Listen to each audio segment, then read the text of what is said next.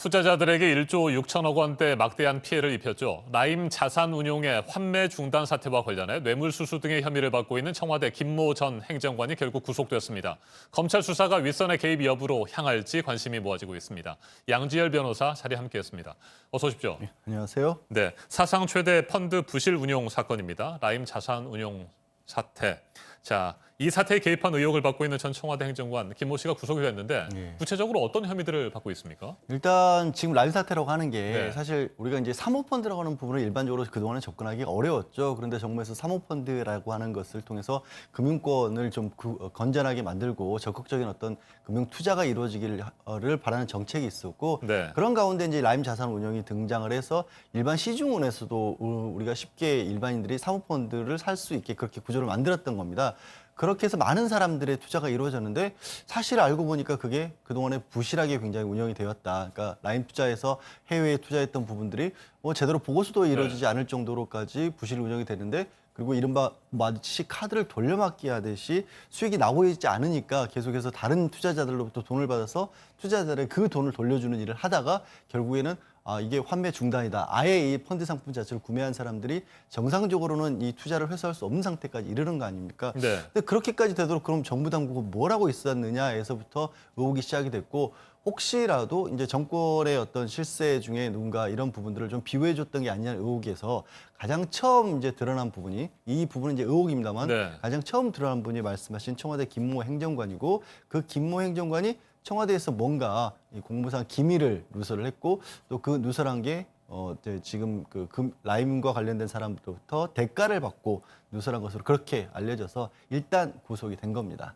네, 구체적으로 공무상 비밀 누설 혐의는 라임에 대한 검사 관련 정보를 스타모빌리티 회장에게 건넸다. 이 부분 아니겠습니까? 그렇죠. 그렇게 보고 있는 네. 거예요. 그러니까 그 내용이 사실 이제 라임 쪽 관계자와 피해자와 나눈 대화 녹취록이 있는데 네. 이 라임 쪽에서 피해자 투자자에게 이 사태가 이렇게까지 심각해지고 있는데 이게 제대로 운영이 될 수 있겠느냐라고 하는 그런 물음에 대해서 이건 청와대 쪽에서 관리를 해주고 있다라는 얘기가 나왔고 그 청와대 쪽에서 관리를 해주고 있다라는 게 바로 구속된 김모 전 행정관이거든요.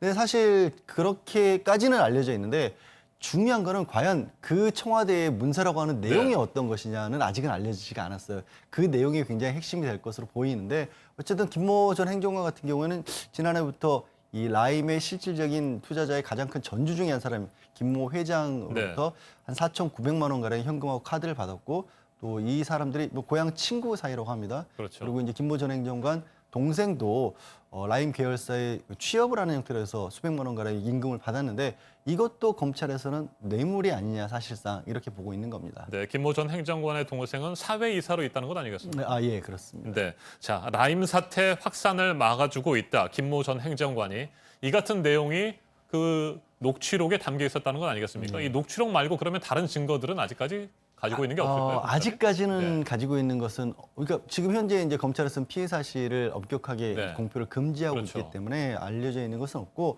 제가 말씀드린 것처럼 그 녹취록 말고 그럼 과연 김모 전 행정관이 넘겨줬다는 네. 것의 문서에는 어떤 것들이 들어있을까? 청와대가 뭔가 직접적인 일을 했을까가 지금 의혹이 불거진 것처럼 진짜 정권 차원에서 뭔가 문제가 있었느냐를 밝힐 열쇠인데 사실 김모 전 행정관 같은 경우에는 그 지난해 2월에 금융감독원에서 파견을 나와서 근무를 했던 네. 이 행정관입니다. 근데 아시다시피 이 청와대에 나와서 파견되는 공무원들 같은 경우는 뭐 금융감독원도 그렇고 다른 각각의 공공부서에서도 일종의 뭐 청와대와의 연락책 비슷한 역할들을 주로 맡거든요. 네. 그러니까 금융감독원에서 어떤 일을 하고 있는지 또 청와대에서 금융감독원에 뭔가 어떤 지시 같은 걸 해야 될 때 필요한 사항들을 그때그때 연결해주는 통로 역할이기 때문에 그러면 그 위에 누군가가 있어서 정말로 라임 사태의 부실을 키운 것이냐 아니면 김모 전 행정관이라는 사람의 역할이 그 정도라고 한다면 실제로 김모 전 행정관이 알 수 있었을 내용이 별게 없을 수도 있지 않느냐. 양쪽으로 지금 의견을 갈리는 상황입니다. 어차피 그 역할 자체가 극히 제한적이었기 때문에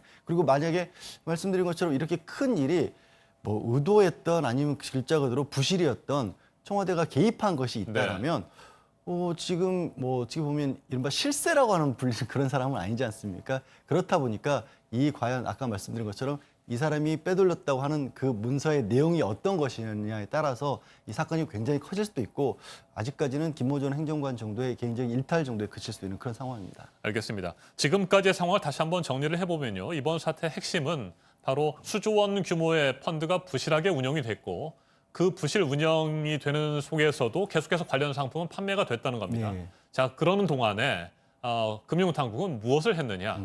제대로 관리를 하긴 했었느냐? 이 부분 아니겠습니까? 그렇죠. 말씀드린 것처럼 정확히 짚은 것 중에 뭐 예를 들어서 가장 크게 라임에서 투자를 했던 게 또 미국에 있는 별도의 투자사인데 네. 그 미국에 있는 별도의 투자사에서는 지난해부터 이미 자신들이 투자한 것의 상품의 실적들을 보고를 해오지 않았다라는 거예요. 네.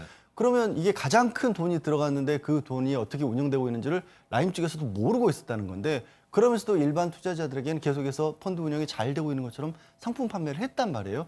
그럼 그 돈이 1조 원이 넘는 금액인데 아무리 사모펀드라고 하는 것은 공적펀드와는 다르기 때문에 국가에서 직접적으로 그 펀드 운영 자체를 관리하지는 않습니다. 네. 하지만 최소한 그래도 돈이 제대로 보고서가 들어오고 있는지 아니면 그 큰 규모의 돈이 외국으로 나갔기 때문에 이게 들어오고 나가는 돈이 어느 정도 있는 정도는 봐야 되는 게 아닌가라는 게 국민의 입장에서는 당연히 보이는 거거든요. 근데 그게 전혀 이루어지지 않은 것처럼 지금 상황에서 보이기 때문에 그럼 이게 진짜 그냥 어떻게 보면은 그냥 부실한 것이었냐, 안 봤던 것이었냐, 아니면 그런 사태를 누군가는 알고 있으면서도 그거를 일부러 지연시켜주고 봐준 것이냐, 이 부분을 밝혀야 되는 거죠.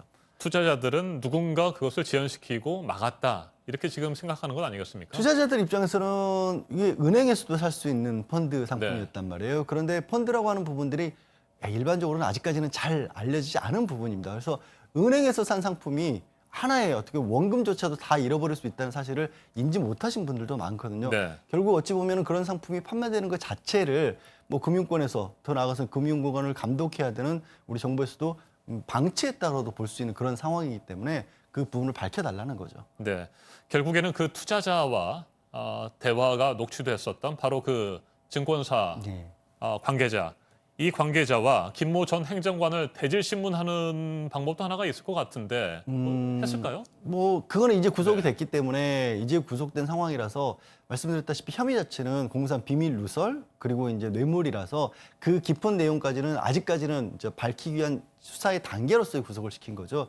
그래서 지금 대질이 이루어졌는지는 알 수가 없습니다. 다만 이거는 반드시 필요하고 왜냐하면 이게 녹취록에 나온 내용처럼 정말로 김모 전 행정관이 뭔가를 어떻게 보면 활동을 했느냐 아니면 그냥 누군가 아는 행정관이 있다는 사람의 위세를 빌려서 투자자를 안심시키기 위한 수단으로 거짓말을 했을 수도 있는 거 아니겠습니까? 그런 가능성들은 다 열려 있는 거죠. 네, 검찰이 라임 사태 가담자들을 뭐 줄줄이 구속 기소하고 있습니다만 가장 핵심 인물이라고 할 수 있는 사람 두 사람이 있습니다. 스타모빌리티 회장 그리고 전 라임의 부사장인데 이들의 행방은 아직까지 묘연한 상태고요. 잡지 못하고 있는 것 같습니다. 찾지를 못하고 네. 있습니다. 찾지를 못하고 있는 게 근데 그 사람들의 신병 확보가 반드시 필요한 이유가 김모 지금 회장 같은 경우가 사실상 라임에서 가장 큰 돈이 들어간 투자 회사의 전주라고 부르죠. 네. 그러니까 그 펀드 전체에서 가장 그 돈을 많이 어떻게 운용을 했던 사람이고 그다음에 이모 지금 전 라임 부사장 같은 경우가 이 라임의 구조 자체를 설계했던 사람인 겁니다. 그러니까